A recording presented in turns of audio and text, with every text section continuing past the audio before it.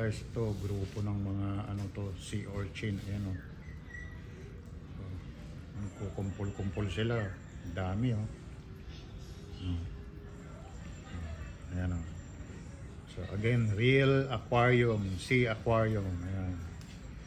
So ang ano lang isa kasama ng mga sea urchin na yun, yung ano, lata ng ano, ng soda. So sayang, dapat hindi na pupulyot na ganyan.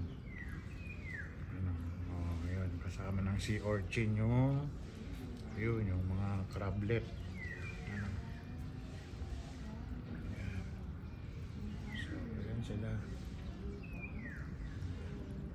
Yun. So naturally tumitira sila dyan. Tapos ayun pa yung mga fish. Ayan, grupo fish, kawan. Ayan, dami, grabe. So kahit na may mga lata dyan ng soft drink, but still they manage to survive. Ayan. So enjoy sila, grupo-grupo sila.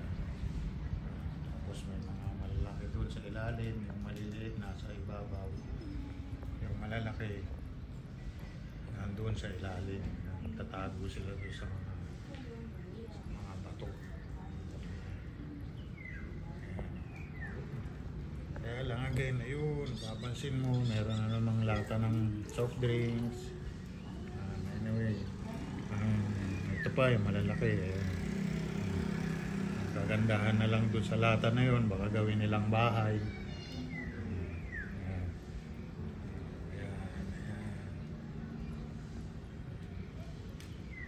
Gawin nilang bahay, ayan, makatulong doon. So real aquarium, sea aquarium. Yun.